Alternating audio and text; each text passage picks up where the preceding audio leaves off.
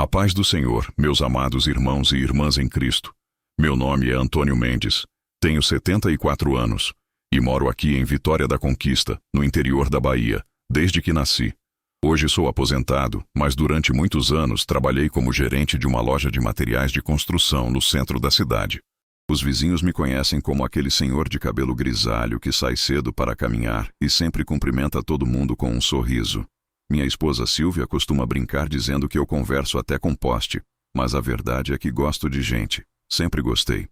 Sei que muitos de vocês que estão me ouvindo agora também conhecem essa vida de congregar, de servir na obra do Senhor, de tentar viver uma vida reta segundo os ensinamentos da palavra. Sei que conhecem também o peso que às vezes carregamos quando descobrimos que as coisas nem sempre são como parecem, principalmente dentro da igreja. E é justamente sobre isso que preciso falar com vocês hoje. Quero contar uma história que aconteceu comigo há mais de 30 anos, quando eu tinha 42 anos de idade. Era o ano de 1993. Naquela época, eu era diácono há 8 anos na Igreja Assembleia de Deus Renascer, aqui mesmo em Vitória da Conquista, uma congregação de porte médio, com uns 300 fiéis, conhecida e respeitada na cidade. Eu era casado havia 15 anos com a Silvia e tínhamos 2 filhos lindos, o Lucas, que na época tinha 12 anos, e a Rebeca, com 9. Minha rotina era bem simples e organizada, como sempre gostei que fosse.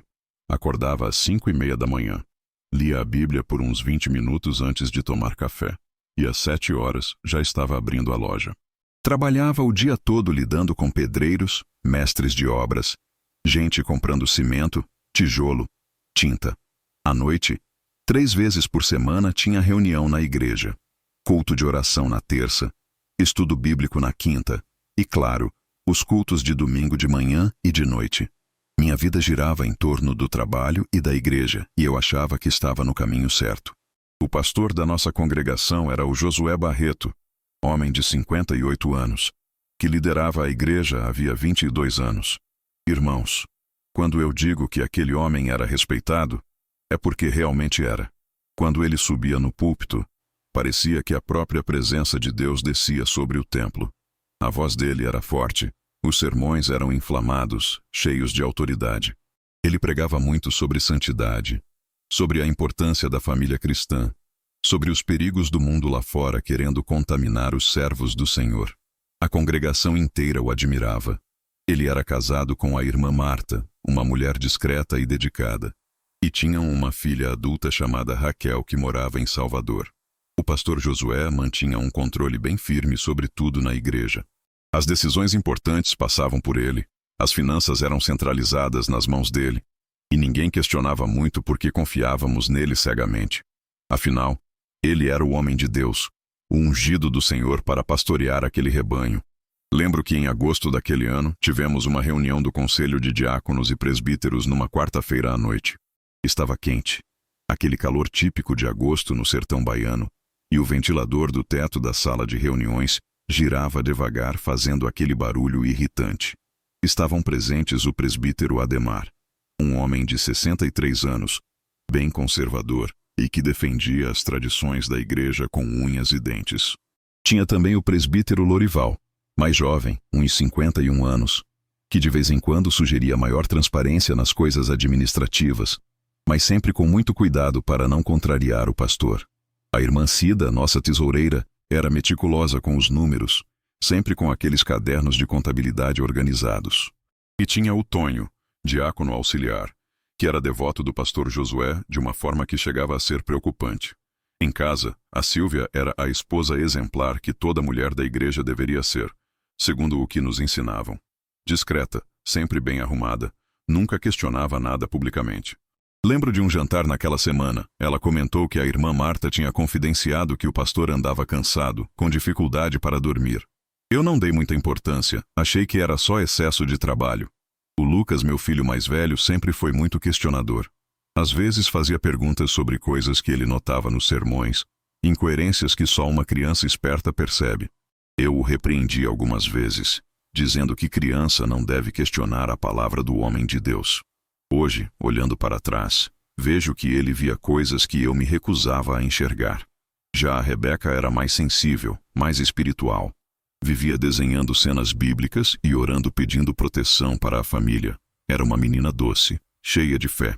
Irmãos, quando olho para trás hoje, percebo que naquele tempo eu vivia preso numa rigidez moral muito grande. Eu me preocupava mais com as aparências, com o que os outros iam pensar, do que com a verdade de fato. A igreja era meu refúgio, mas também era minha prisão. Eu tinha uma lista mental de regras, de comportamentos aceitáveis, e julgava todo mundo que não se encaixava naquilo.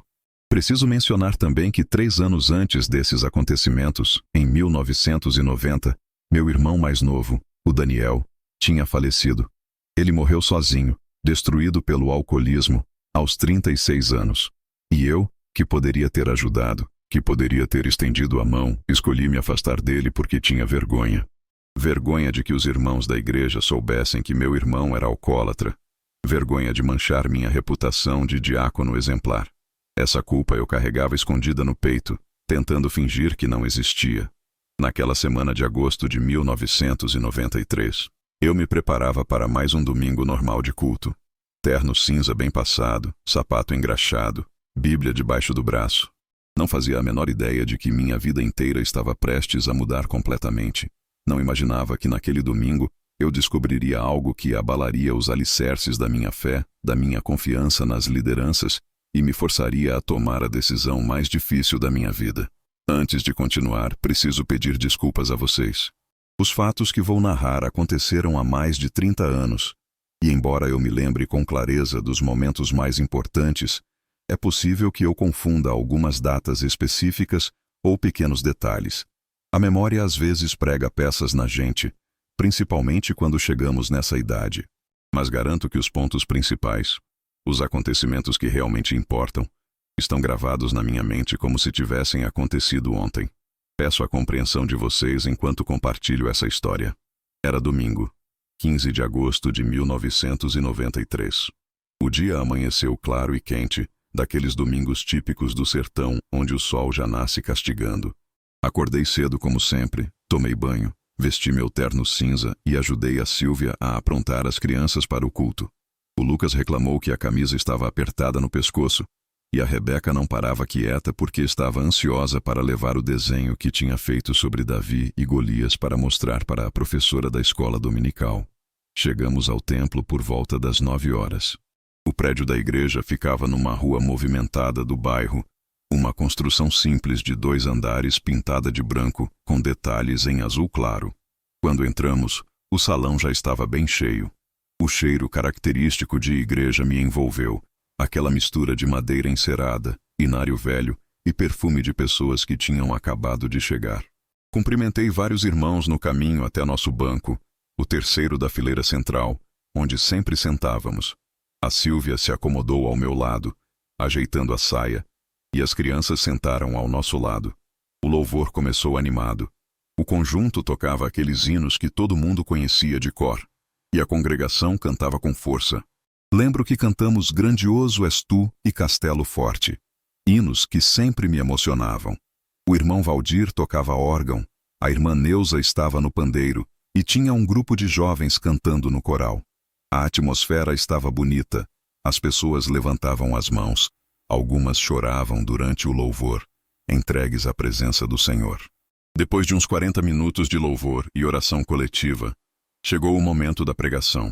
O pastor Josué subiu ao púlpito com seu terno escuro impecável, gravata bem ajustada, cabelos grisalhos penteados para trás com rigor. Mas naquele dia, mesmo de longe, eu notei que ele estava diferente. O rosto dele parecia mais pálido que o normal, tinha uma aparência cansada, e quando segurou na beirada do púlpito, vi que as mãos tremiam levemente. Ele abriu a Bíblia, ajustou o microfone e anunciou o tema do sermão com aquela voz que conhecíamos tão bem: os segredos que destroem lares. Começou a pregar com veemência, falando sobre mentira, sobre hipocrisia, sobre pecados escondidos que apodrecem a alma. Citava versículos atrás de versículos, e a voz dele ia ficando cada vez mais intensa, quase acusatória. Algumas pessoas na congregação respondiam com amém, outras balançavam a cabeça concordando. Eu estava prestando atenção na pregação, mas ao mesmo tempo observava o pastor. Tinha algo de estranho naquele sermão, como se ele estivesse pregando para si mesmo, como se cada palavra doesse ao sair da boca. Em certo momento, ele parou de falar por alguns segundos, levou a mão à testa e percebi que estava suando frio. Cerca de 20 minutos depois que a pregação tinha começado, o pastor Josué parou abruptamente no meio de uma frase. Simplesmente parou. Ficou ali em pé, olhando para a congregação, mas com o olhar distante, vazio. Então levou a mão ao peito, fez uma careta de dor, e o rosto dele ficou ainda mais branco. Cambaleou, se apoiou no púlpito com as duas mãos, e por alguns segundos, o templo inteiro ficou em silêncio confuso. A irmã Marta, que estava sentada no primeiro banco, foi a primeira a perceber a gravidade da situação. Ela gritou o nome do marido com desespero. Josué. O grito dela quebrou o silêncio e imediatamente o caos se instalou. Pessoas começaram a levantar, algumas gritavam, outras começaram a orar em voz alta. Crianças choravam assustadas com a agitação. Eu levantei do banco num impulso e corri para a frente junto com outros diáconos e presbíteros. Quando cheguei ao púlpito, o pastor Josué estava consciente, mas respirando com muita dificuldade. O rosto banhado em suor, uma das mãos ainda apertada contra o peito. O Lourival já estava ao lado dele, tentando acalmá-lo, pedindo que respirasse devagar. O Tonho correu para buscar água. A irmã Marta subiu as escadas do púlpito tropeçando na própria saia, desesperada, segurando o rosto do marido entre as mãos e perguntando se ele estava bem. Alguém gritou para ligar para a ambulância. O Ademar correu até a secretaria onde tinha telefone. Enquanto isso, ajudamos o pastor a descer do púlpito e o deitamos no chão do salão, ali mesmo na frente de todo mundo. Afrouxei a gravata dele, abri o primeiro botão da camisa.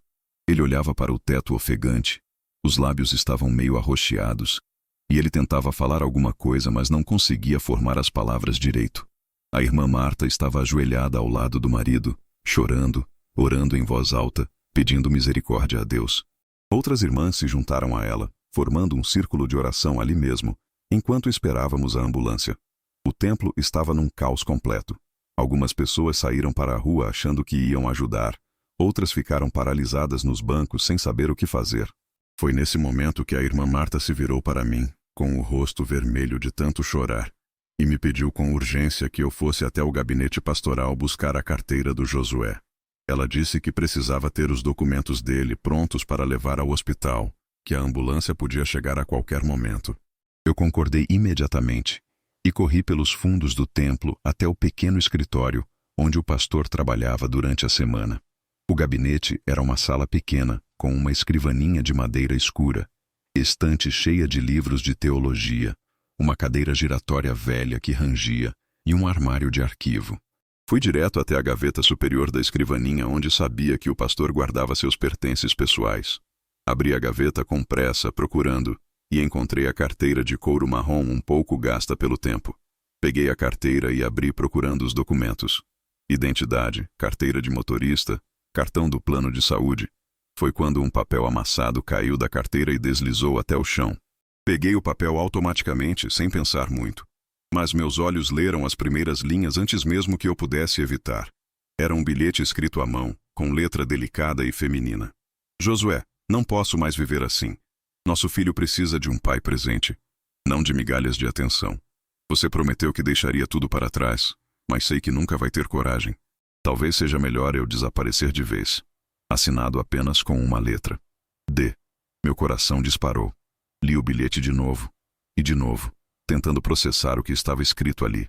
Nosso filho, pai presente. As palavras dançavam na minha frente. Senti minhas mãos começarem a tremer. O chão pareceu se mover sob meus pés. Ouvi a sirene da ambulância se aproximando lá fora. Num impulso que até hoje não sei explicar completamente, dobrei o bilhete e o enfiei no bolso da minha calça. Fechei a carteira, respirei fundo tentando controlar o coração que batia descompassado e voltei correndo para o salão. Entreguei a carteira para a irmã Marta. Os paramédicos já estavam colocando o pastor Josué numa maca, medindo pressão, colocando máscara de oxigênio. A irmã Marta e mais alguns membros da igreja entraram em carros particulares para seguir a ambulância até o hospital. Fiquei ali no templo ajudando a acalmar as pessoas, organizando a saída, tentando trazer alguma ordem àquele caos todo. Mas por dentro eu estava completamente transtornado. O papel queimava no meu bolso como se estivesse em chamas. Cada vez que alguém vinha falar comigo, eu sentia que todos podiam ver a culpa estampada no meu rosto. O símbolo de retidão moral da nossa igreja, o homem que pregava santidade e família, tinha um filho escondido. E agora eu sabia disso. Voltei para casa naquela tarde de domingo completamente ausente, como se estivesse andando no piloto automático.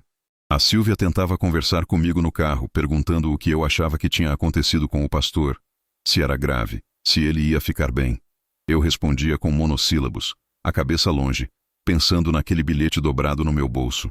O Lucas estava quieto no banco de trás, olhando pela janela, e a Rebeca choramingava baixinho, assustada com tudo que tinha visto. Quando chegamos em casa, não consegui almoçar direito. A Silvia tinha feito galinha ensopada com arroz, uma comida que eu sempre gostei, mas naquele dia cada garfada parecia pesar na minha garganta. Empurrei a comida no prato, inventei que estava sem fome por causa do susto, e me tranquei no quarto dizendo que precisava descansar. Sentei na beirada da cama e tirei o bilhete do bolso. Li de novo, devagar, cada palavra. A letra era delicada, quase caprichada, com aqueles floreios que algumas mulheres fazem. O papel estava amarelado, amassado, tinha sido dobrado e desdobrado várias vezes. Dava para ver que era algo que o pastor Josué carregava havia tempo, relendo, guardando perto de si. Nosso filho precisa de um pai presente. As palavras ecoavam na minha cabeça sem parar. Passei o resto daquela tarde e a noite inteira numa angústia sufocante. Tentei ler a Bíblia para acalmar a mente, mas as palavras pareciam embaralhadas na página. Tentei orar, mas não conseguia formular uma oração coerente. Era como se Deus estivesse surdo aos meus pedidos, ou como se eu não merecesse ser ouvido por estar carregando aquele segredo. A semana que se seguiu foi uma das piores da minha vida. No trabalho, eu cometia erros bobos que nunca tinha cometido antes. Registrei valores errados nas notas fiscais. Esqueci de fazer pedidos importantes de material. Respondi clientes de forma distraída e até grosseira. Meus funcionários começaram a me olhar com estranheza, percebendo que alguma coisa estava muito errada comigo. À noite, não conseguia dormir. Ficava olhando para o teto escuro do quarto, ouvindo a respiração tranquila da Silvia ao meu lado, e minha mente não parava de trabalhar. O que eu deveria fazer com aquela informação? Tinha o direito de expor o pastor? Ou deveria proteger a igreja do escândalo? E se eu contasse para alguém, e a congregação inteira entrasse em colapso? Quantas pessoas perderiam a fé? Quantas famílias seriam destruídas? Por 3 dias seguidos, resisti à tentação de ler o bilhete novamente. Guardei ele dentro da minha carteira, no compartimento secreto onde ficavam algumas notas de dinheiro guardadas para a emergência. Mas na quarta-feira, no horário de almoço, tranquei a porta do meu escritório na loja e abri a carteira. Peguei o papel com as mãos tremendo e li cada palavra várias vezes. Tentei decifrar alguma pista sobre quem era o D que tinha assinado. Tentei imaginar quantos anos aquele filho teria, quando teria nascido, onde estaria morando. A igreja tinha organizado correntes de oração pelo pastor Josué. Ele estava internado na UTI do hospital regional, estado estável, mas ainda em observação. A irmã Marta praticamente morava no hospital, sempre acompanhada por membros da congregação que se revezavam para dar apoio. Todo dia chegavam notícias novas. Os médicos disseram que foi infarto. Josué vai precisar de repouso absoluto. Pode demorar semanas até ele ter alta. Eu evitei ao máximo ir visitar o pastor no hospital. Inventava desculpas. Dizia que estava muito atarefado no trabalho, que tinha questões urgentes para resolver na loja. A verdade é que não conseguia encarar a irmã Marta sabendo o que sabia. Toda vez que imaginava ela sentada naquela cadeira desconfortável do hospital, preocupada com o marido, sem fazer ideia da traição que ele tinha cometido, meu estômago revirava. Em casa, a Silvia começou a perceber que alguma coisa estava muito errada comigo. Ela tentava puxar conversa durante o jantar, mas eu mal tocava na comida. Respondia com sim ou não. Ficava distante.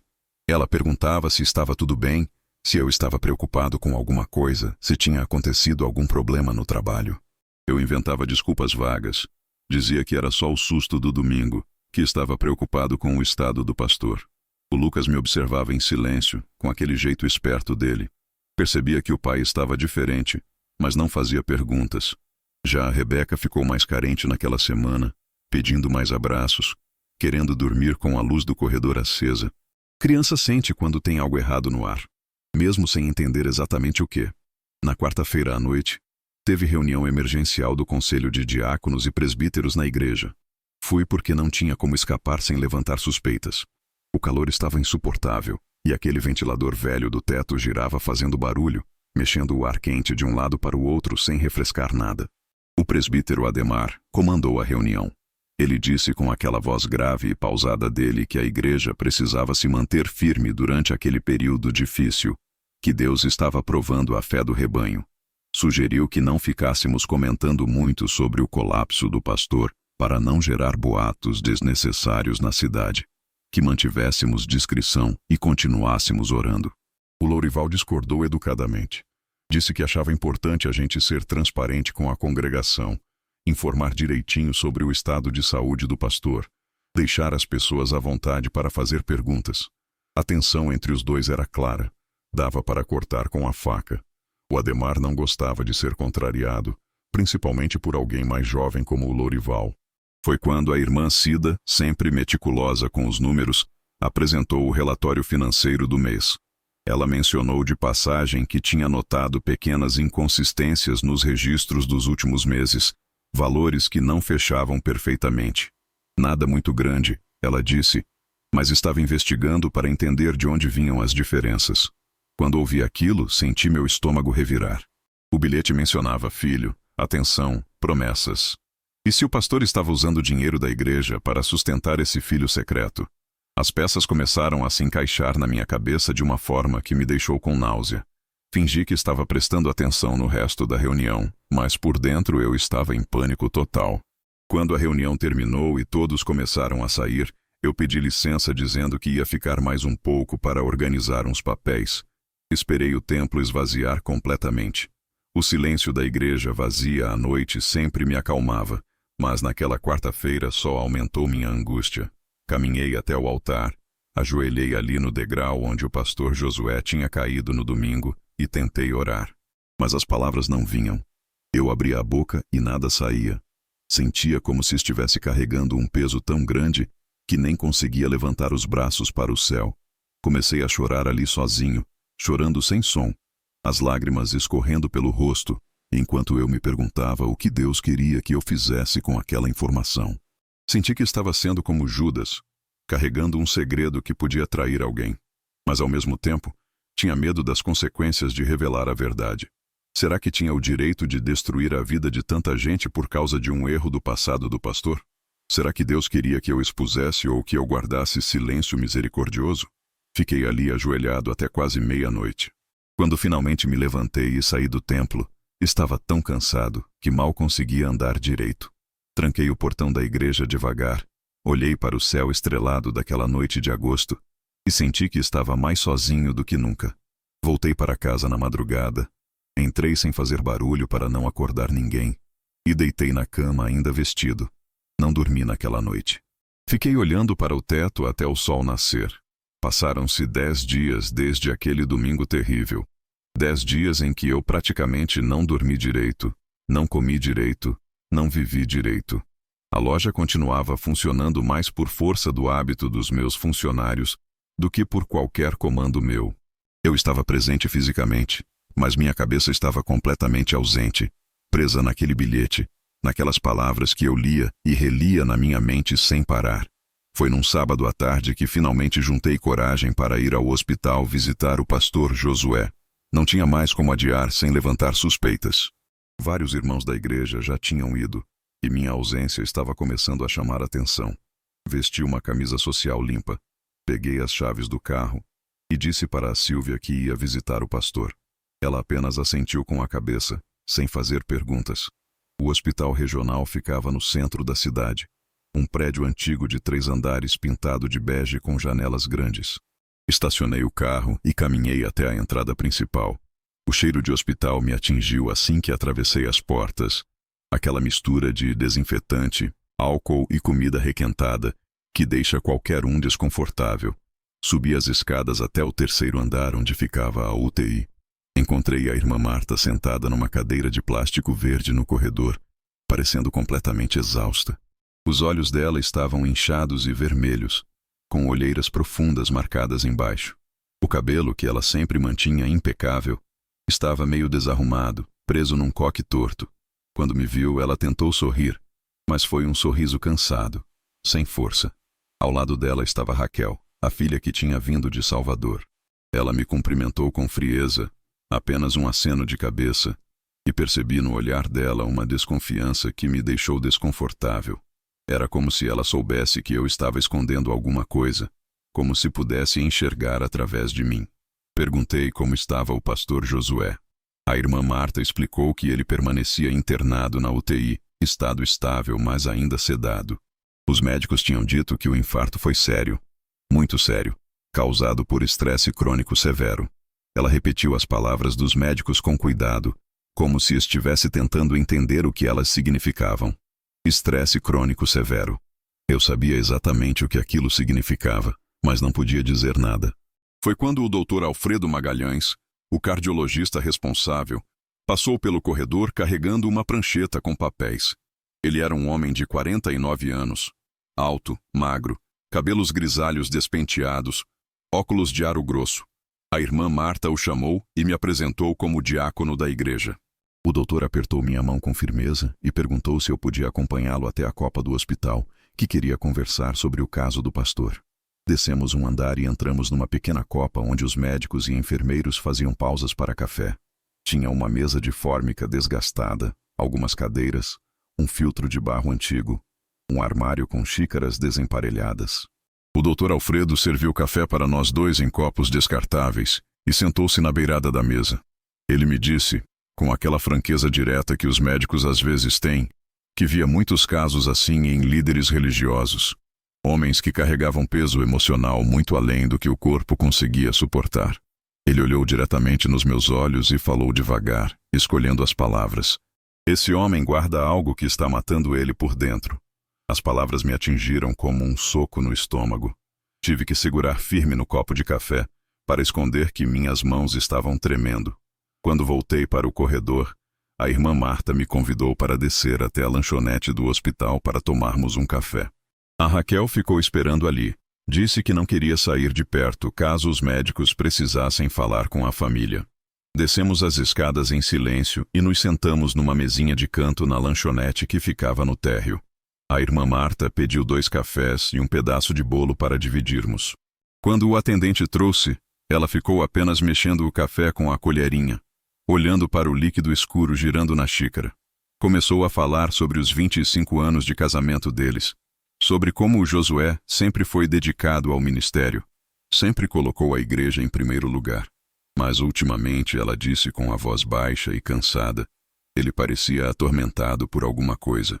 Contou que o marido acordava durante a noite suando frio, que murmurava palavras incompreensíveis enquanto dormia, que tinha pesadelos constantes. Ela olhou para mim com aqueles olhos cansados e falou uma coisa que quase me fez confessar tudo ali mesmo. Ele carrega algo do passado que nunca me contou completamente. Eu sinto isso no coração, mas tenho medo de perguntar. Fiquei ali sentado ouvindo ela falar, e cada palavra era como uma facada. Eu tinha na minha carteira, ali no bolso de trás da calça, a resposta para toda aquela angústia dela. Tinha o bilhete que explicava os pesadelos, o suor frio, o tormento. Mas fiquei calado, covarde, incapaz de dizer qualquer coisa. Quando nos despedimos no estacionamento do hospital, já estava escurecendo. Vi a irmã Marta andando de volta para a entrada, os ombros curvados, carregando um peso invisível, mas gigantesco. Ela parou perto da porta, encostou na parede e começou a chorar sozinha ali. Fiquei parado ao lado do meu carro observando, sentindo que a verdade que eu guardava tinha poder de destruir aquela mulher completamente. Entrei no carro e comecei a dirigir para casa, mas no meio do caminho tive que parar. Encostei numa rua deserta, desliguei o motor e chorei. Chorei pela primeira vez em anos. Não sabia se estava chorando pela irmã Marta, pelo pastor Josué, por mim mesmo ou pela igreja. Talvez estivesse chorando por tudo ao mesmo tempo. Quando finalmente cheguei em casa, já passava das 9 da noite. A Sílvia estava esperando acordada na sala, sentada no sofá com as pernas dobradas embaixo do corpo, a televisão ligada, mas sem som. Quando me viu entrar, ela desligou a televisão e disse que precisávamos conversar. O tom de voz dela era firme, determinado, diferente do habitual.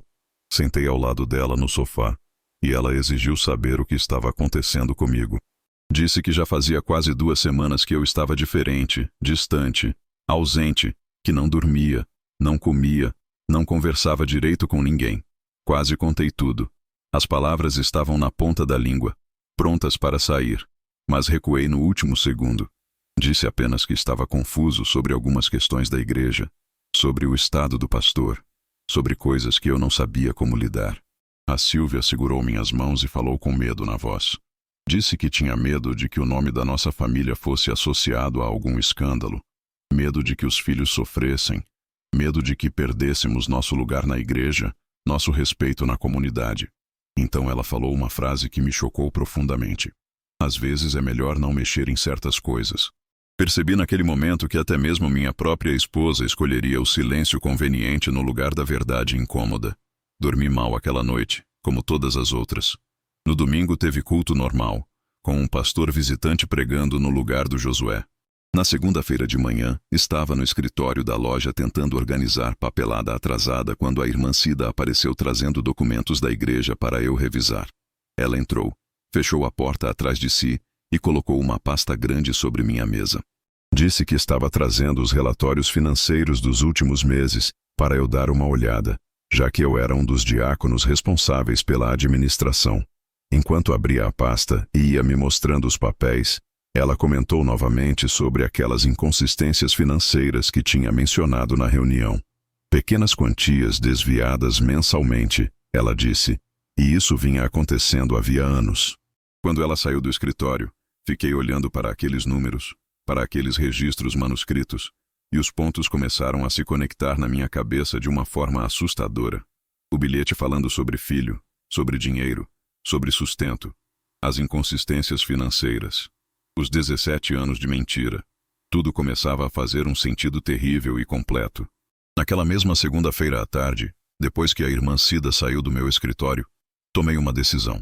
Precisava investigar aquelas inconsistências financeiras por conta própria. Não podia mais ficar apenas com suspeitas e suposições. Precisava de provas concretas antes de fazer qualquer coisa. Liguei para a irmã Cida pelo telefone da loja e pedi a ela acesso aos registros financeiros completos da igreja dos últimos 15 anos. Expliquei que queria organizar o arquivo geral, fazer um levantamento histórico para facilitar futuras auditorias. Ela concordou sem suspeitar de nada. Disse que eu podia passar na igreja a qualquer hora para pegar as caixas de arquivo que ficavam guardadas na sala da secretaria. Durante 3 noites seguidas, terça, quarta e quinta-feira daquela semana, fiz uma coisa que nunca tinha feito antes. Menti para a Silvia dizendo que tinha reuniões na igreja, mas na verdade ia até lá sozinho depois que o expediente da loja terminava. Levava as chaves do templo, entrava, trancava tudo por dentro e ficava no pequeno escritório da secretaria, analisando aqueles cadernos velhos de contabilidade manuscrita. Eram cadernos de capa dura, azuis e pretos, com aquela letra caprichada da irmã Cida preenchendo cada linha. Receitas, despesas, dízimos, ofertas, tudo anotado meticulosamente mês a mês, ano após ano. Comecei a analisar de trás para frente, desde 1993, voltando até 1976. E foi ali, debaixo da luz amarelada daquela lâmpada velha do escritório, cercado de papéis antigos e cheiro de mofo, que descobri o padrão. Todo mês, sem exceção, uma pequena quantia era retirada das ofertas gerais. Nunca era muito, nunca o suficiente para chamar atenção imediata. Às vezes eram 50 cruzeiros, outras vezes 100, dependendo da época e da moeda que estava valendo. Mas era consistente, metódico, sistemático. Fiz as contas na minha cabeça.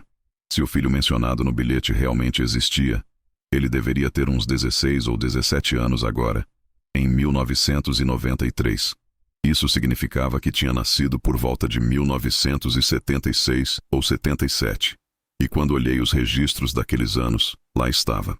As retiradas começavam exatamente em abril de 1977. 17 anos de desvios pequenos, mas constantes. Quando somei tudo, considerando a inflação absurda que o Brasil tinha passado naquele período, O valor era considerável. O pastor Josué não estava apenas escondendo um filho. Ele estava usando o dinheiro da igreja, dízimos e ofertas dos irmãos, para sustentar esse segredo. Senti náusea física. Tive que levantar da cadeira e ir até o banheiro da igreja. Molhei o rosto com água fria, olhei para mim mesmo no espelho manchado e mal reconheci o homem que estava olhando de volta. A extensão daquela mentira era muito maior do que eu tinha imaginado. Não era só traição conjugal. Era apropriação indébita. Era roubo dos próprios irmãos que depositavam confiança cega naquele homem. Mas os números só me davam metade da história. Eu precisava saber quem era o D do bilhete, onde essa mulher estava, quem era esse filho. Precisava de nomes, de rostos, de lugares. E sabia exatamente quem poderia me dar essas informações. Dona Cleonice, a senhora de 70 anos que era a membra mais antiga da congregação. Se alguém conhecia os segredos antigos da igreja, era ela. No sábado de manhã, inventei uma desculpa para a Sílvia dizendo que ia fazer visita pastoral e dirigi até a casa da Dona Cleonice. Ela morava numa casa simples de 2 cômodos num bairro antigo da cidade, com varanda pequena cheia de plantas. Bati na porta e ela me recebeu sorrindo, surpresa com a visita, me convidando para entrar. A sala era pequena, mas arrumada, com móveis velhos, mas bem cuidados, cheiro de café fresco e bolo assando. Ela me ofereceu uma xícara de café e um pedaço de bolo de fubá ainda quente. Sentamos em cadeiras de madeira ao redor de uma mesa redonda coberta com toalha de crochê. Comecei fazendo perguntas gerais sobre a história da igreja, sobre os primeiros anos do pastor Josué no ministério. Dona Cleonice respondia animada, lembrando de detalhes, contando histórias antigas. Mas quando comecei a perguntar especificamente sobre o ano de 1976, percebi ela hesitar. O sorriso dela ficou forçado. Os olhos desviaram dos meus. Então decidi ser direto. Perguntei se ela se lembrava de uma irmã chamada Dalva que frequentava a igreja naquela época. O rosto da Dona Cleonice mudou completamente. Ela colocou a xícara de café devagar sobre a mesa e ficou em silêncio por longos segundos. Finalmente suspirou fundo e perguntou por que eu queria saber sobre aquilo. Expliquei que tinha descoberto algumas inconsistências e precisava entender o passado para proteger o futuro da igreja. Não mencionei o bilhete, mas deixei claro que sabia que tinha algo escondido. Dona Cleonice olhou para as próprias mãos, enrugadas e manchadas pela idade, e começou a contar. Ela disse que em 1976 tinha uma jovem na congregação chamada Dalva, uma moça bonita, tímida, de família simples. Ela e o pastor Josué tiveram um envolvimento, ela disse a palavra devagar, como se doesse pronunciar. Um envolvimento breve, mas intenso. Quando a Dalva engravidou, a família dela entrou em pânico. Para evitar o escândalo que destruiria tanto a moça quanto o pastor, que já era casado e tinha uma filha pequena, decidiram enviar a Dalva para Jequié. Ela foi morar com uma tia lá. A criança nasceu lá. Poucos sabiam dessa história. Dona Cleonice levantou, foi até um armário velho e voltou com uma agenda de capa de couro gasta. Folheou até encontrar uma página amarelada e apontou para um endereço anotado à mão. Ela disse que tinha acompanhado Dalva durante parte da gravidez, que manteve contato nos primeiros anos, mas depois perderam o vínculo. Copiei o endereço num pedaço de papel, agradeci e saí dali com o coração pesado. Naquela noite não consegui jantar de novo. A Sílvia me confrontou na cozinha com mais firmeza do que antes. Disse que os filhos estavam percebendo a tensão, que o Lucas tinha feito perguntas sobre por que o pai parecia sempre triste. Foi quando perdi o controle. Gritei que estava tentando fazer a coisa certa, mas não sabia qual era, que às vezes fazer o certo dói mais do que fazer o errado. Sílvia recuou assustada. Nunca tinha me visto explodir daquele jeito em 15 anos de casamento. No domingo depois do culto, procurei o Lorival discretamente e pedi para conversarmos em particular. Marcamos de nos encontrar numa lanchonete longe da igreja, num bairro onde ninguém nos conhecia. Sentamos num canto escuro do estabelecimento e pedi um suco. Ele pediu café. Contei para ele parte do que tinha descoberto. Não mostrei o bilhete, mas mencionei as suspeitas sobre desvio financeiro e a possibilidade de um filho oculto do pastor. Lorival ficou visivelmente chocado. O rosto empalideceu, as mãos tremeram segurando a xícara de café. Mas ele pediu calma. Disse que a verdade precisava vir com tempo e sabedoria, senão virava apenas destruição. Me aconselhou a orar, buscar direção, não agir por impulso. Agradeci o conselho, mas sabia no fundo que não podia mais adiar. Já tinha ido longe demais. Quando voltei para casa naquela noite e passei pelo quarto do Lucas, vi meu filho rasgando um desenho que tinha feito para essa escola. Perguntei por que estava rasgando e ele respondeu que não tinha ficado perfeito. Naquele momento vi meu próprio reflexo. A rigidez impossível que eu cobrava de mim mesmo estava sendo passada para meu filho. O sábado seguinte amanheceu nublado, com cara de chuva. Acordei cedo, tomei café sem apetite e disse para a Sílvia que tinha um compromisso de trabalho em Jequié.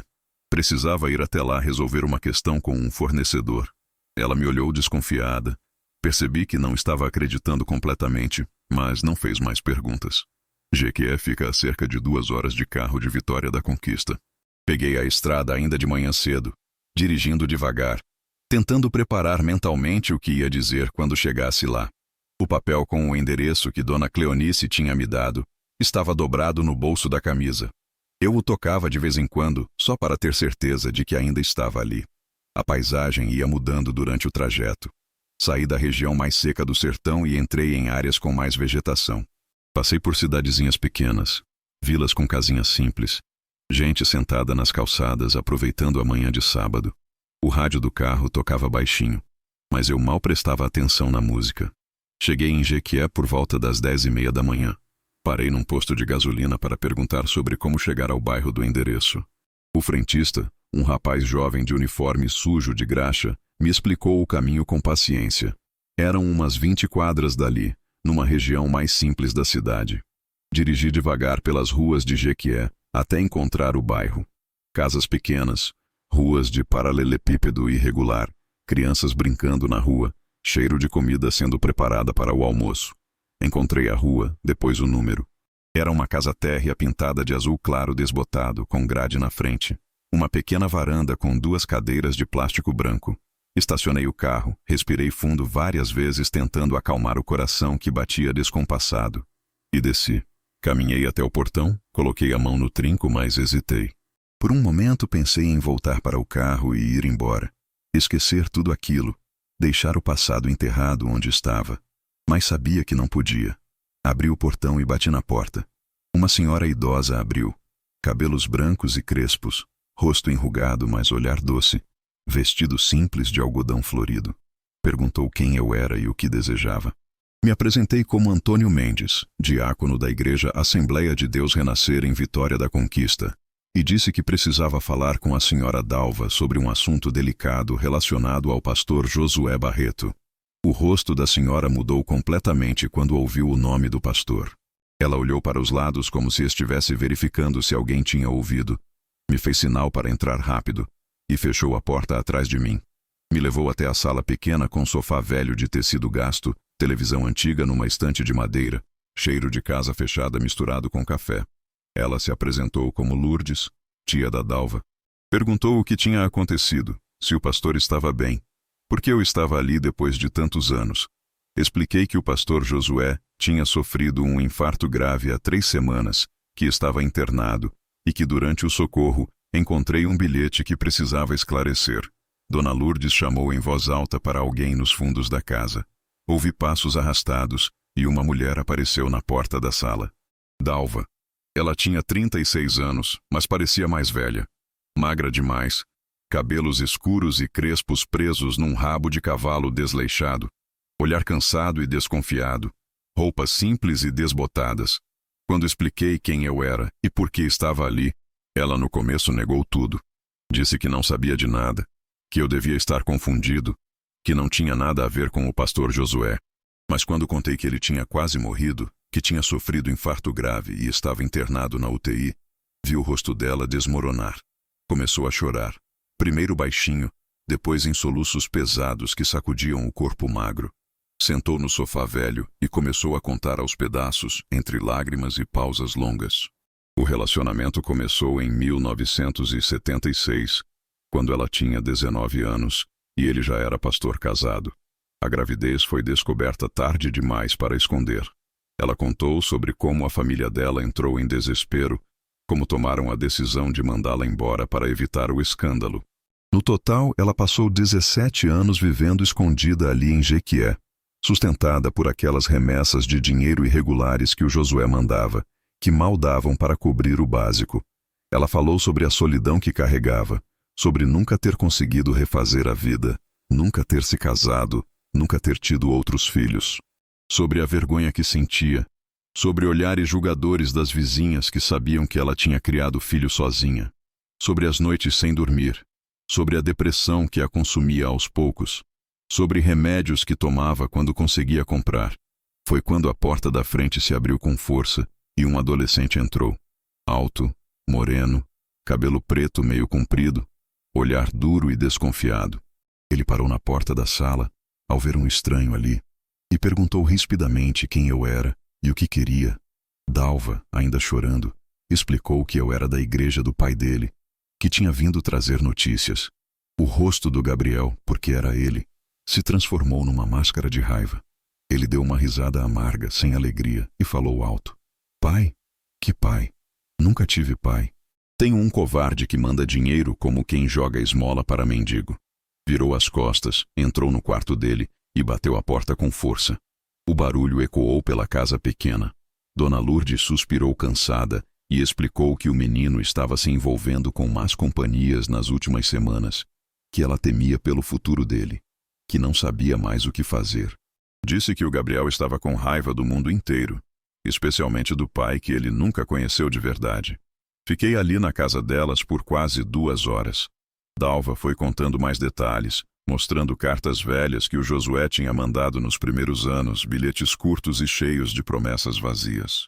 Ela explicou que o bilhete que eu tinha encontrado foi escrito num momento de desespero total, quando descobriu que o Gabriel estava começando a experimentar drogas com os amigos errados. Não era bem uma ameaça de expor o pastor. Era mais um pedido de socorro disfarçado de ultimato. Quando finalmente me despedi e voltei para o carro, já passava do meio-dia. Dirigi de volta para a Vitória da Conquista em silêncio absoluto, sem nem ligar o rádio. Minha cabeça estava cheia demais para processar música ou qualquer outra coisa. Via o rosto do Gabriel na minha mente, aquela raiva, aquela revolta, aquele sentimento de abandono. E de repente entendi tudo com uma clareza dolorosa. Via no Gabriel o reflexo dos meus sobrinhos Tiago e Jéssica, filhos do meu irmão Daniel, que morreu sozinho destruído pelo alcoolismo enquanto eu me mantinha afastado por vergonha. Compreendi que toda aquela jornada angustiante que eu estava vivendo tinha a ver com minha própria culpa não resolvida. Não queria que outro filho crescesse sem pai, sem identidade, sem estrutura, como tinha acontecido com os filhos do Daniel depois que ele morreu. Quando cheguei em casa no final da tarde, a Sílvia estava na cozinha preparando o jantar. Ela olhou para mim e percebeu imediatamente que alguma coisa tinha mudado. Eu não estava mais paralisado pela dúvida, não estava mais consumido pela angústia da indecisão. Estava determinado agora. Sabia o que precisava fazer, mesmo que ainda não soubesse exatamente como. Ela me perguntou se estava tudo bem. Respondi que sim, que estava tudo bem pela primeira vez em semanas. Vi no rosto dela o medo do que estava por vir, mas não disse mais nada. Naquela noite, já tarde, o telefone da sala tocou. Era a Raquel, a filha do pastor Josué. Ela disse com voz tensa que precisava conversar comigo sobre o pai, que tinha percebido coisas estranhas, que queria entender o que estava acontecendo. Marquei de encontrar com ela na segunda-feira, no final da tarde, numa praça perto do hospital. O pastor Josué recebeu alta hospitalar depois de 3 semanas internado. Foi numa segunda-feira pela manhã, e a notícia se espalhou rapidamente entre os irmãos da igreja. Ele voltou para casa com uma lista enorme de recomendações médicas. Repouso absoluto, medicação controlada, nada de estresse, dieta rigorosa. A igreja organizou uma recepção discreta na quarta-feira à noite, só com o conselho de líderes e alguns irmãos mais próximos. Quando vi o pastor Josué naquela noite, levei um susto. Ele tinha emagrecido muito. O terno que antes vestia justo agora pendia frouxo nos ombros. A voz que costumava ecoar pelo templo inteiro agora saía baixa e fraca. As mãos tremiam levemente quando ele segurou a Bíblia para agradecer pelas orações. Parecia ter envelhecido 10 anos em 3 semanas. Esperei até sexta-feira para pedir uma reunião particular com ele. Liguei da loja dizendo que precisávamos conversar sobre assuntos administrativos da igreja. Ele concordou meio relutante e marcamos para as 8 da noite no gabinete pastoral. Disse que era melhor ser tarde porque não queria movimentação no templo, que ainda estava se recuperando e precisava de tranquilidade. Cheguei pontualmente às 8 horas. O templo estava completamente vazio e escuro. Apenas o corredor que levava ao gabinete estava iluminado. Minhas passadas ecoavam no chão de cimento frio. Bati na porta do gabinete e ouvi a voz do pastor Josué me autorizando a entrar. Ele estava sentado atrás daquela escrivaninha de madeira escura que sempre ocupava, mas parecia menor agora, diminuído. Fechei a porta atrás de mim devagar e permaneci em pé na frente da mesa. Ele me ofereceu a cadeira de visitante, mas recusei. Precisava ficar em pé para ter coragem de fazer o que ia fazer. Sem rodeios, sem preparação, tirei o bilhete dobrado do bolso da camisa e coloquei sobre a mesa, bem na frente dele. Encontrei isso na sua carteira no dia do infarto. As palavras saíram secas, diretas, sem emoção. O silêncio que se seguiu foi um dos mais pesados que já experimentei na vida. O pastor Josué olhou para o papel, mas não fez nenhum movimento para pegá-lo. Vi o rosto dele empalidecer aos poucos, a mesma palidez de quando estava no púlpito prestes a desmaiar. Por quase um minuto inteiro, nenhum de nós disse absolutamente nada. O relógio de parede tic-taqueava alto demais naquele silêncio. Finalmente ele levantou o rosto e me olhou nos olhos. A voz dele saiu baixa, quase um sussurro. O que você quer, Antônio? Dinheiro? Algum cargo na liderança? Posição de presbítero? Senti raiva daquela pergunta. Raiva de ele achar que eu era como ele, que tudo se resolvia com barganhas e acordos. Respondi que queria apenas a verdade. Nada mais, nada menos. Ele tentou negar primeiro. Disse que aquele bilhete não significava nada, que era algum mal-entendido antigo, que eu estava interpretando errado. Mas quando comecei a falar sobre Jequié, sobre Dalva, sobre as conversas que tive com Dona Cleonice, sobre os registros financeiros que analisei, vi ele desmoronar completamente. O pastor Josué literalmente dobrou sobre si mesmo, colocou o rosto entre as mãos e começou a chorar. Não era um choro discreto. Era um choro convulsivo, de corpo inteiro, que sacudia os ombros dele e fazia sons estrangulados saírem da garganta. Foi doloroso assistir aquele homem que sempre pareceu tão forte e controlado se desfazendo daquele jeito. Então ele confessou tudo. A voz entrecortada pelas lágrimas, ele contou sobre o relacionamento com Dalva em 1976. Ela tinha 19 anos. Ele já estava casado havia vários anos. Já tinha a Raquel pequena. Já estava no ministério pastoral. Foi breve, ele disse. Apenas alguns meses, mas o suficiente para ela engravidar. A família dela entrou em pânico. Para proteger a reputação dele e evitar o escândalo que destruiria tudo, decidiram enviar a Dalva para longe. Ele contou sobre o Gabriel, o filho que nasceu e que ele nunca conheceu direito.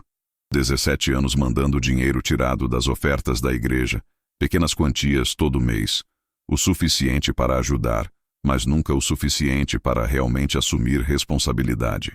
17 anos vivendo com aquele peso esmagador, acordando de madrugada suando frio, tendo pesadelos, sentindo o coração apertar toda vez que subia no púlpito para pregar sobre família e retidão. O infarto, ele disse chorando, foi o corpo dele desistindo de aguentar a mentira. Não aguentava mais. O bilhete da Dalva foi só o estopim final, a gota que transbordou um copo que já estava cheio há anos. Depois de confessar tudo, o pastor Josué mudou de estratégia. Começou a implorar. Segurou minhas mãos com força, apertou, pediu com desespero que eu mantivesse segredo. Argumentou que revelar aquilo destruiria não apenas ele, mas a irmã Marta, a Raquel, a fé de centenas de pessoas na congregação. Perguntou se realmente valia a pena arruinar tudo por um erro do passado. Puxei minhas mãos de volta e respondi que não se tratava de erro do passado. O Gabriel existe hoje. A Dalva sofre hoje. A mentira continua hoje. Não era sobre punir o passado, era sobre fazer justiça no presente. Ele então tentou negociar. Ofereceu renunciar silenciosamente ao pastorado alegando problemas de saúde. Disse que poderia se afastar discretamente, que a igreja chamaria outro pastor, que tudo seria resolvido sem escândalo. Mas recusei aquilo também. Seria apenas mais uma mentira conveniente, mais uma forma de varrer a sujeira para debaixo do tapete. O diálogo foi intenso e exaustivo. Ele oscilava entre humildade genuína e manipulação disfarçada. Eu oscilava entre firmeza necessária e compaixão dolorosa. Via um homem quebrado na minha frente, mas também via 17 anos de mentira sistemática, uma mulher destruída em Jequié, um menino crescendo sem pai. No final, não dei nenhum ultimato ainda. Disse apenas que precisava pensar, orar, buscar direção sobre como proceder. Saí do gabinete completamente esgotado emocionalmente. Quando fechei a porta atrás de mim, ouvi o pastor Josué chorando sozinho ali dentro. Na manhã seguinte, sábado, estava no escritório da loja tentando colocar as contas em dia, quando a Raquel apareceu sem avisar. Ela entrou sem bater, fechou a porta com força e me encarou com raiva nos olhos. Perguntou se era verdade que eu estava investigando o pai dela, que estava mexendo em coisas do passado, que estava espalhando boatos pela igreja. Respondi que não estava espalhando boato nenhum, mas que havia questões sérias que precisavam ser resolvidas. Ela me acusou de crueldade. Disse que eu queria destruir um homem fragilizado que quase tinha morrido. Disse que eu era vingativo, que estava usando o momento de fraqueza do pai para atacá-lo. Respondi calmamente, embora por dentro estivesse tremendo, que verdade não é crueldade, que às vezes o mais cruel é justamente manter o silêncio. Ela saiu batendo a porta, e fiquei ali sentado me perguntando quantas outras pessoas iam me odiar antes daquilo tudo terminar. Quando cheguei em casa naquela noite, a Silvia estava me esperando na sala com cara fechada. Pela primeira vez desde que tudo começou, ela perguntou abertamente se eu estava fazendo a coisa certa. Disse que o nome da gente estava sendo comentado na igreja, que as pessoas estavam cochichando sobre mim, que ela estava com medo do que ia acontecer com nossa família. Olhei para ela, para a mulher com quem era casado há 15 anos, e disse que não podia mais escolher conveniência no lugar de justiça, que tinha vivido tempo demais preocupado com aparências e reputação, que meu irmão Daniel morreu sozinho porque eu escolhi minha imagem em vez de ajudá-lo. Não ia repetir o mesmo erro com o Gabriel. A Silvia não disse mais nada. Apenas assentiu com a cabeça e foi para o quarto. Fiquei sozinho na sala, sentindo o peso do mundo sobre os ombros, mas pela primeira vez em semanas, sentindo também que estava fazendo o que precisava ser feito. Era uma terça-feira de manhã comum, quando o telefone da loja tocou por volta das 10 horas. Atendi distraído, ainda olhando uma nota fiscal que não fechava. Do outro lado da linha, a voz trêmula da dona Lourdes fez meu coração parar. Ela disse que a Dalva tinha sido internada durante a madrugada no hospital de Jequié. Tentativa de suicídio. Tinha tomado quantidade excessiva de remédio para dormir. O Gabriel encontrou ela a tempo e chamou os vizinhos. Estava no hospital. Estado grave, mas estável. A voz da dona Lourdes falhava enquanto falava. Ela disse que não tinha coragem de ligar para o pastor Josué, que nem tinha o telefone dele direito, que estava me pedindo por favor para avisar ele. Prometi que avisaria e perguntei qual hospital. Anotei o endereço, desliguei e fiquei parado ali segurando o papel com as mãos tremendo. Nem pensei duas vezes. Avisei meu funcionário que precisava sair urgente. Tranquei o escritório, peguei as chaves do carro e dirigi direto para Jequié. A viagem de 2 horas pareceu durar uma eternidade. Minha cabeça não parava de trabalhar. Via o rosto da Dalva, aquele cansaço profundo nos olhos dela, aquela resignação de quem já desistiu de esperar qualquer coisa boa da vida. Cheguei no hospital por volta do meio-dia. Era um prédio pequeno, velho, com paredes descascadas e cheiro forte de remédio e desinfetante. Perguntei na recepção sobre a Dalva e me indicaram o 2º andar.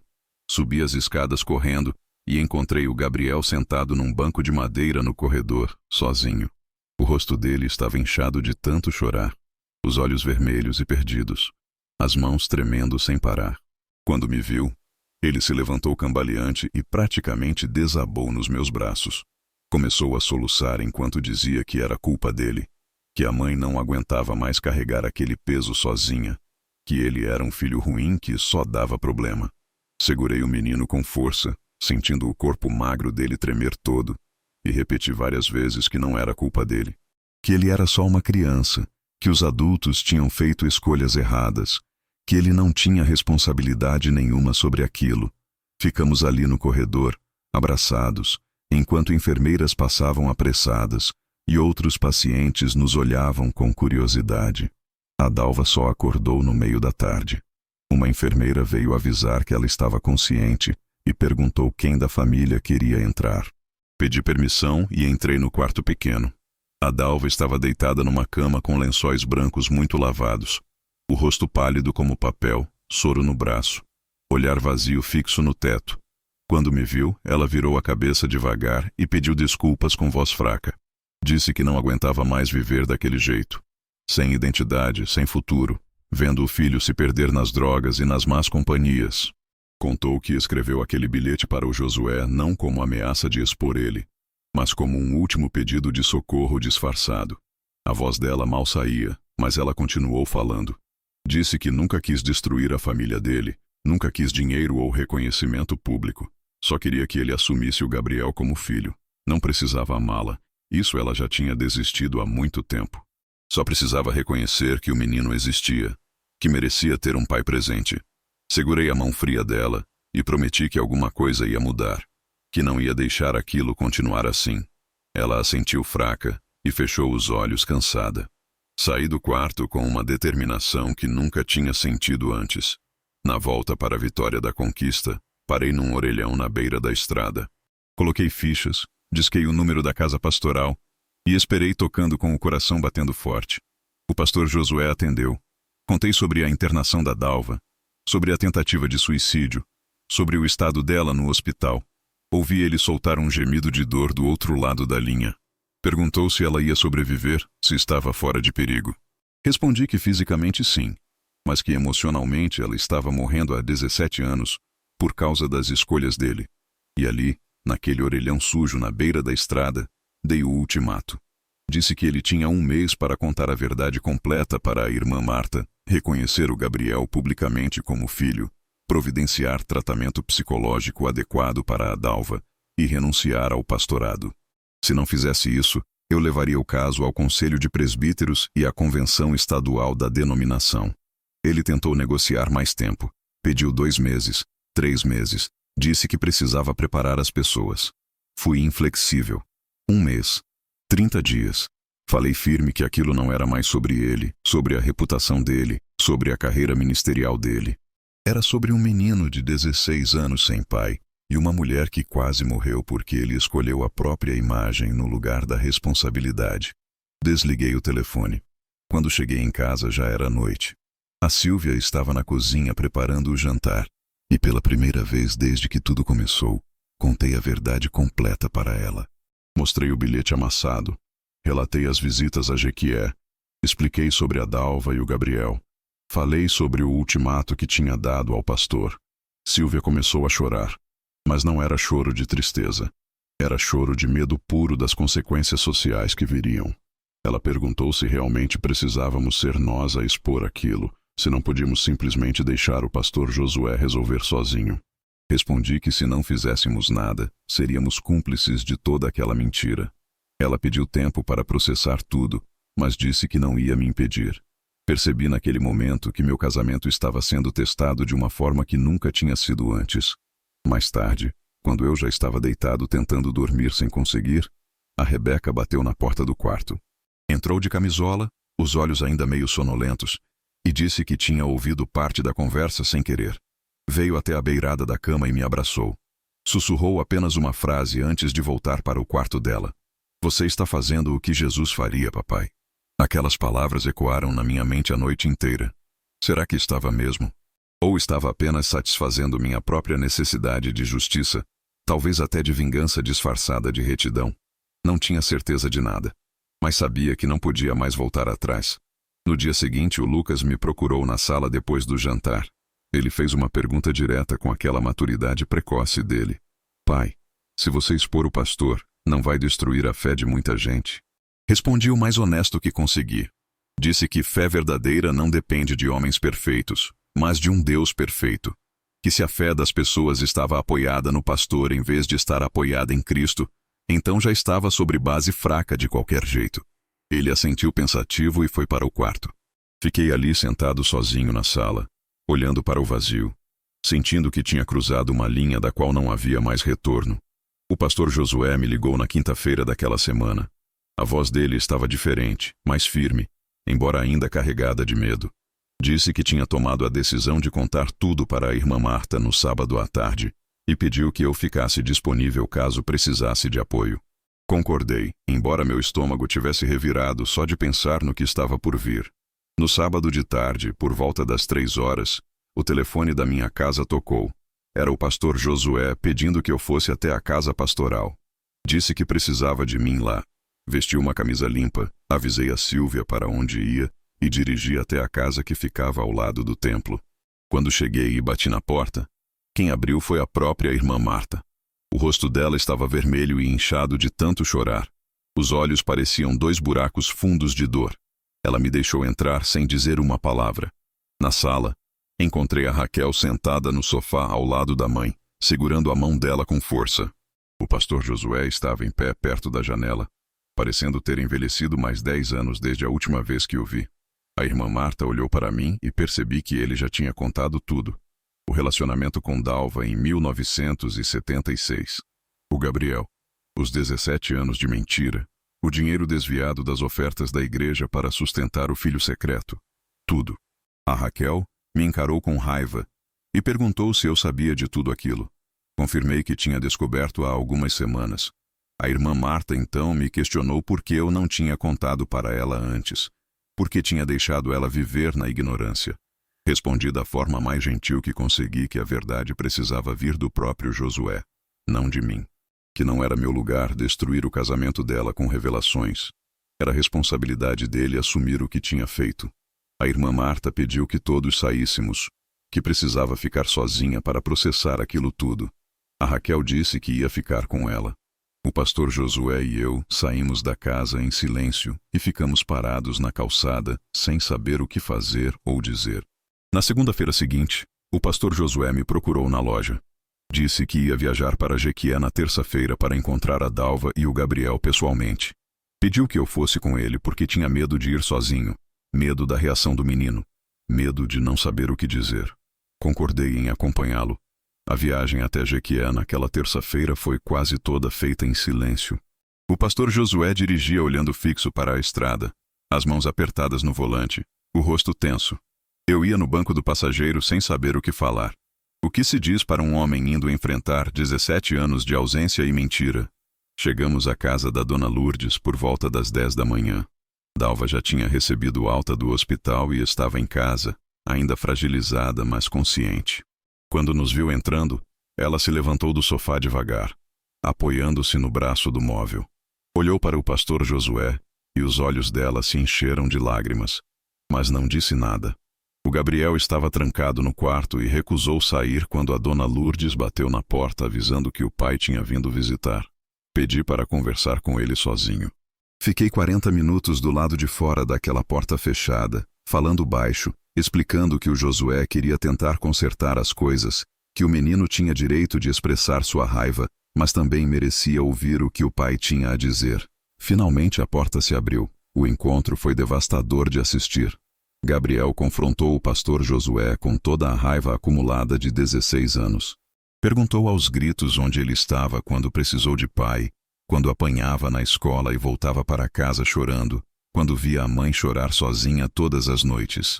O pastor Josué tentou pedir perdão, mas as palavras saíam fracas e insuficientes. Não tinha resposta que justificasse 17 anos de ausência. O Gabriel rejeitou o pedido de perdão. Disse que era tarde demais, que não queria mais saber dele, que o dinheiro que ele mandava não comprava os anos perdidos. Dalva ficou ali parada, oscilando entre a raiva antiga e um alívio estranho de finalmente ter aquela confrontação. O pastor Josué prometeu providenciar tratamento psicológico para Dalva, reconhecer o Gabriel legalmente como filho, fornecer apoio financeiro transparente e regular.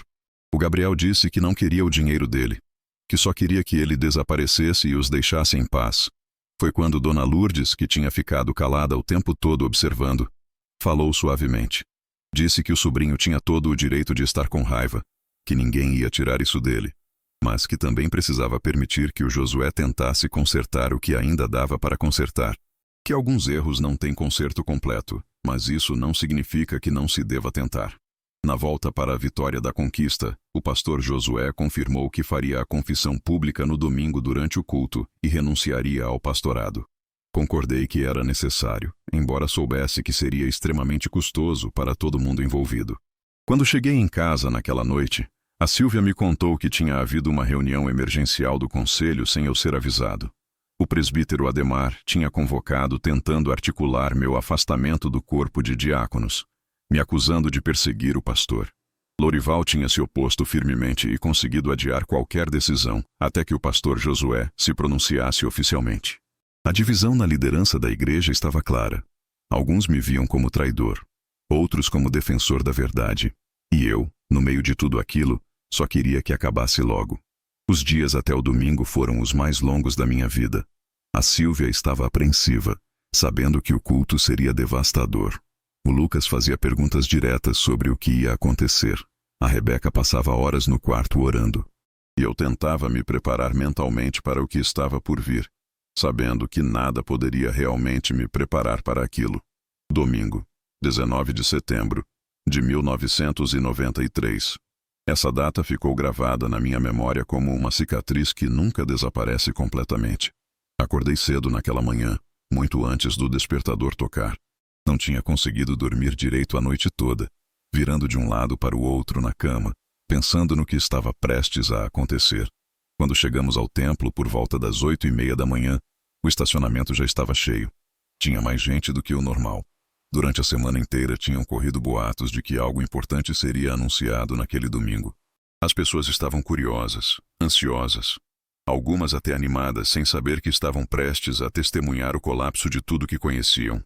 Entrei no templo com a Silvia e as crianças e caminhei até o terceiro banco, o mesmo lugar onde estávamos sentados no dia do infarto do pastor Josué. A Silvia segurou minha mão com força assim que sentamos e percebi que ela estava tremendo levemente. O Lucas observava tudo ao redor com aqueles olhos atentos dele, tentando captar cada detalhe. A Rebeca fechou os olhos e começou a orar baixinho, movendo os lábios sem som. O culto começou normalmente. O louvor foi animado. O conjunto tocou hinos conhecidos. A congregação cantou com força. Havia uma energia estranha no ar, uma mistura de expectativa e tensão que ninguém conseguia definir exatamente. Depois do louvor teve oração coletiva. Alguns avisos sobre reuniões da semana, nada fora do comum. O pastor Josué estava sentado na cadeira pastoral ao lado do púlpito. Mesmo de longe, dava para ver que ele estava pálido, as mãos fechadas sobre a Bíblia no colo. Quando chegou o momento da pregação, ele se levantou devagar, como se cada movimento custasse um esforço enorme, e subiu os 3 degraus até o púlpito. Ficou ali parado em silêncio por longos segundos, apenas olhando para a congregação. O templo foi ficando quieto aos poucos. As pessoas percebendo que algo diferente estava acontecendo. A irmã Marta estava sentada sozinha no primeiro banco, a postura ereta como sempre, mas as mãos tremiam visivelmente sobre a Bíblia que segurava. A Raquel não tinha vindo, tinha voltado para Salvador alguns dias antes. O pastor Josué começou a falar com voz baixa, muito diferente daquela voz forte e autoritária que estávamos acostumados a ouvir. Ele agradeceu pelas orações durante sua recuperação. Disse que tinha passado 3 semanas internado refletindo sobre a vida e o ministério. Então respirou fundo, segurou firme na beirada do púlpito e começou a confessar. Disse que em 1976, quando já era casado e pastor, teve um relacionamento extraconjugal com uma jovem da congregação chamada Dalva. Ela engravidou. Para evitar o escândalo, a família dela a enviou para Jequié. Nasceu um filho chamado Gabriel, que hoje tinha 16 anos. Durante 17 anos ele escondeu essa verdade de todos, inclusive da própria esposa. O silêncio que se instalou no templo foi absoluto. Dava para ouvir a respiração das pessoas, o rangido dos bancos de madeira quando alguém se mexia nervoso. Algumas irmãs começaram a chorar baixinho.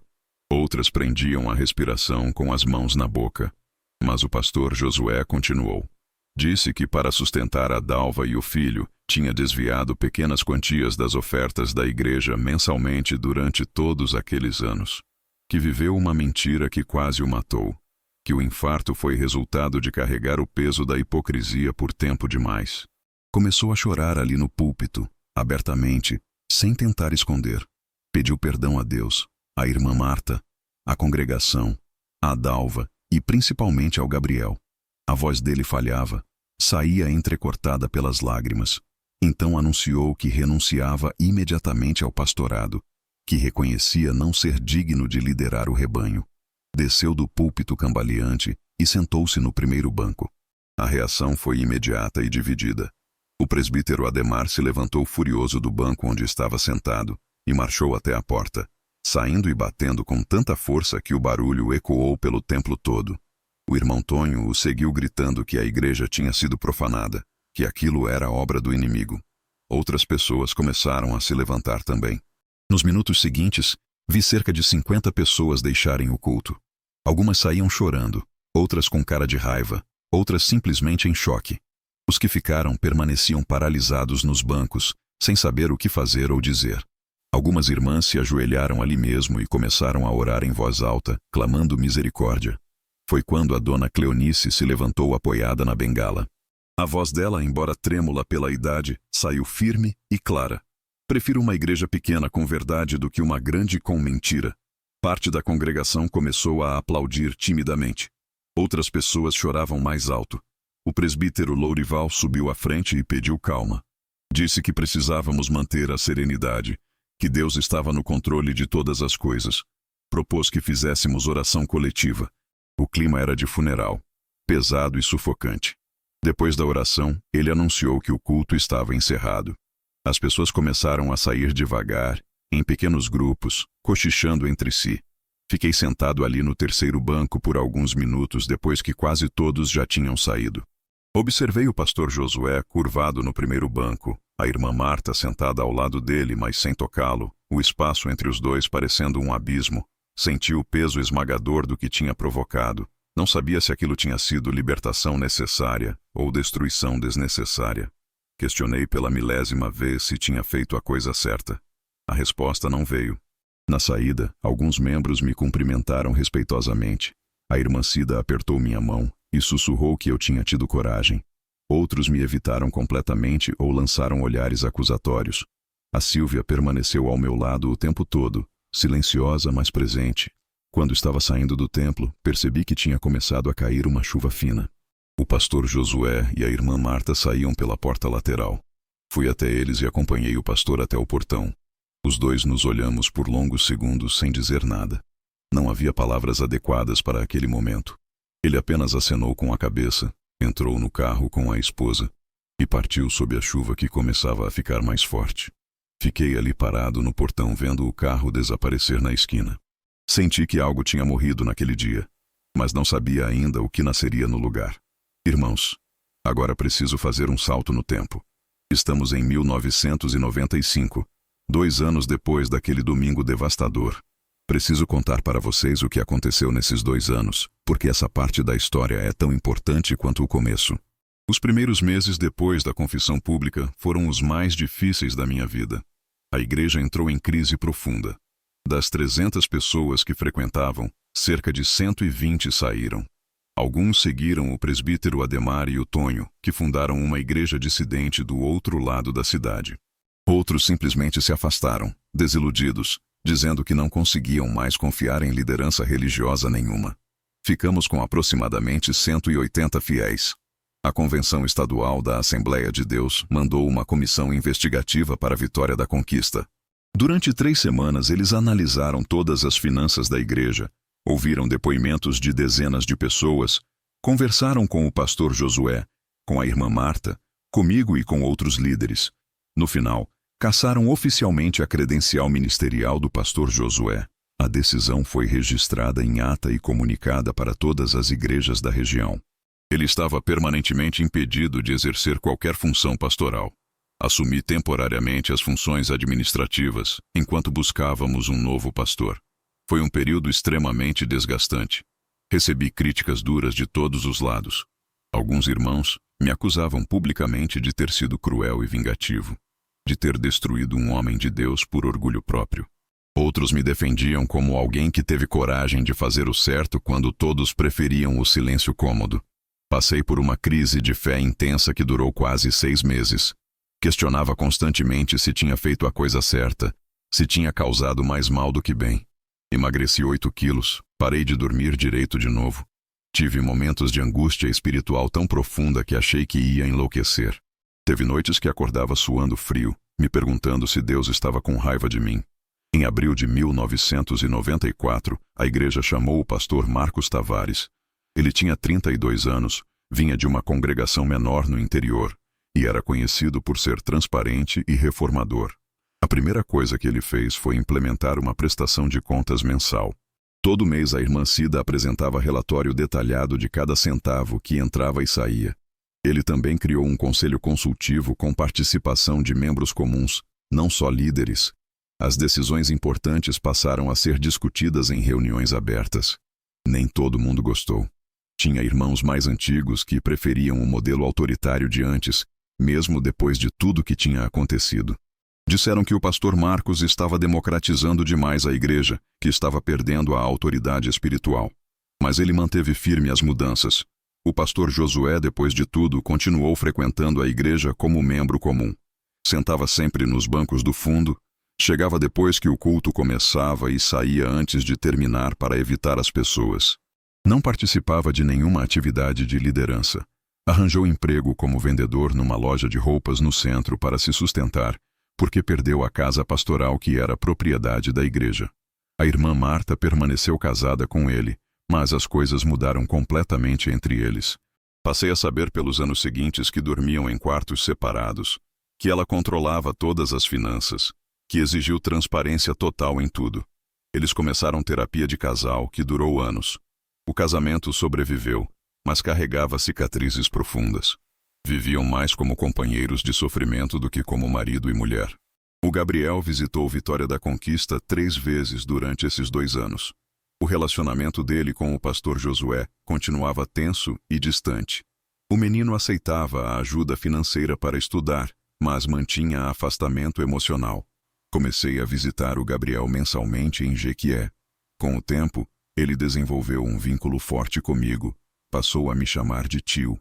Considerava-me mentor. Uma coisa que me surpreendeu foi ver o Gabriel começando a demonstrar interesse pela fé. Fazia perguntas sobre espiritualidade durante nossas conversas. Queria entender sobre Deus, sobre perdão, sobre redenção. E decidiu que queria cursar psicologia quando terminasse o ensino médio. Disse que queria ajudar pessoas com histórias parecidas com a dele. A Dalva passou por tratamento psiquiátrico intensivo durante 8 meses. Quando a visitei em Jequié, 1 ano depois da internação, ela estava diferente. Ainda frágil, ainda carregando dor, mas estável. Tomava medicação regularmente. Participava de grupo de apoio. Nunca se casou e provavelmente nunca vai se casar. As cicatrizes são profundas demais. O que mais me impressionou foi quando a irmã Marta, depois de meses processando tudo, pediu para eu levá-la até Jequié, para conhecer a Dalva. O encontro das duas foi emocionalmente carregado, difícil, mas necessário. Elas conversaram por horas e chegaram à conclusão de que foram vítimas diferentes do mesmo silêncio, da mesma covardia. Não viraram amigas, mas estabeleceram um respeito mútuo que era importante para as duas. Quanto a mim, passei por uma transformação pessoal profunda. Reconectei com a Helena, viúva do meu irmão Daniel, e com os sobrinhos Tiago e Jéssica. Passei a visitá-los toda semana, ajudar financeiramente, participar da vida escolar deles. O Tiago especialmente se aproximou de mim, e percebi que ele via em mim uma figura paterna substituta. A culpa sobre o Daniel nunca desapareceu completamente, mas encontrei um canal de redenção através dos filhos dele. A Sílvia, que no começo resistiu por medo, se tornou minha maior apoiadora. Nosso casamento se fortaleceu através de toda aquela provação. Ela desenvolveu um ministério de acolhimento para mulheres em crise conjugal na igreja, usando a própria experiência para ajudar outras irmãs. O Lucas, com 14 anos, mantinha uma fé mais intelectualizada e questionadora. A Rebeca, com 11, aprofundou a espiritualidade e participava ativamente dos grupos de oração. A Igreja Renascer nunca mais foi a mesma. Menor, mais humilde, mas os que ficaram desenvolveram uma fé mais madura, menos baseada em aparências e líderes carismáticos, mais fundamentada na palavra e na transparência. O pastor Marcos enfrentava desafios constantes, mas reconhecia que a mudança institucional é lenta e dolorosa. Meus irmãos, agora vou dar o último salto no tempo. Estamos em 2025, 32 anos depois daquele domingo que mudou tudo. Tenho hoje 74 anos, cabelos completamente brancos, algumas dores nas juntas que a idade traz, mas a mente ainda lúcida pela graça de Deus. O pastor Josué viveu até os 90 anos. Nos últimos anos da vida dele, continuou sendo membro fiel da igreja. Sempre discreto, sempre humilde, nunca tentou retomar nenhuma posição de liderança. Ele e o Gabriel reconstruíram parcialmente o relacionamento através de encontros mensais e ligações telefônicas semanais. O vínculo nunca foi pleno, porque cicatrizes de 17 anos de ausência não desaparecem completamente. Mas houve reconciliação genuína dentro das limitações humanas. 3 meses antes de morrer, visitei o pastor Josué em casa. Ele estava acamado, a saúde bem debilitada, mas a mente ainda funcionando perfeitamente. Conversamos por 2 horas naquela tarde. Ele segurou minha mão com força e agradeceu por eu ter tido a coragem que ele próprio não teve. Disse que os últimos 30 anos, apesar de todo o sofrimento e humilhação, foram os mais honestos da vida dele. Você me libertou da prisão da mentira, ele disse chorando. Prefiro morrer em paz do que ter vivido em aparência. Chorei junto com ele naquela tarde. Confessei que ainda questionava se tinha feito tudo certo, se não tinha causado sofrimento desnecessário para tanta gente. O pastor Josué apertou minha mão e respondeu com a voz fraca, mas firme. Você fez o que era necessário, não o que era fácil. Isso é amor verdadeiro. Ele faleceu 3 meses depois, em março deste ano. O funeral reuniu cerca de 100 pessoas na Igreja Renascer. O pastor Marcos, agora com 62 anos, conduziu uma cerimônia simples e honesta. A irmã Marta, com 88 anos, permaneceu serena e digna durante tudo. A Raquel veio de Salvador, mantendo aquela relação cordial, mas distante com a mãe. O momento mais simbólico do funeral foi quando chegou a hora de carregar o caixão. O Gabriel, agora com 48 anos e psicólogo respeitado, fez questão de ser um dos que carregaram. Ele estava ao lado do Tiago, meu sobrinho, de 2 filhos espirituais que o pastor Josué criou na igreja ao longo dos anos, e do velho Lourival, que mesmo idoso quis participar. A imagem dos 5 homens carregando aquele caixão representou uma reconciliação imperfeita, mas real. Depois do funeral, fiz uma coisa que precisava fazer havia anos. Levei o Tiago e a Jéssica comigo até o cemitério onde o Daniel, meu irmão, está enterrado. Fazia anos que não visitava o túmulo. Ficamos ali os 3 em silêncio por vários minutos, apenas olhando para a lápide simples com o nome dele. Então comecei a falar em voz alta. Pedi perdão ao meu irmão por não ter estado presente quando ele precisou, por ter escolhido minha reputação acima do amor fraternal, por ter deixado ele morrer sozinho. Prometi que continuaria cuidando dos filhos dele. O Tiago me abraçou forte e disse que eu tinha cumprido a promessa, que fui pai quando o deles não pôde ser. A Jéssica chorou agradecendo. Aquele momento trouxe um fechamento emocional para um ciclo de culpa que tinha começado décadas atrás. No domingo seguinte, voltei à Igreja Renascer. A congregação agora tem cerca de 150 membros, menor do que era nos anos 90, mas espiritualmente madura. Silvia, aos 71 anos, coordena o ministério feminino. A Rebeca, com 41 anos, casada e enfermeira, lidera um grupo de oração e canta ocasionalmente nos cultos. O Lucas, com 44 anos, é professor de história em Salvador. Raramente frequenta a igreja, mas mantém sua própria fé e relacionamento próximo conosco. O Gabriel participa dos cultos algumas vezes por ano quando visita Vitória da Conquista. Trabalha como psicólogo clínico e dá palestras sobre saúde mental em igrejas da região. É casado e tem um filho. Durante o culto, sentei no 3º banco, o mesmo lugar de sempre. Olhei para o púlpito onde o pastor Josué caiu naquele domingo de agosto de 1993. Não é mais símbolo de queda para mim. É símbolo de recomeço. O pastor Marcos pregou sobre a verdade que liberta. Refletir que a verdade, embora tenha destruído a fachada, salvou almas, incluindo a minha própria. Depois do culto, Caminhei pelo bairro com a Sílvia. Conversamos sobre os 32 anos desde aquele domingo fatídico.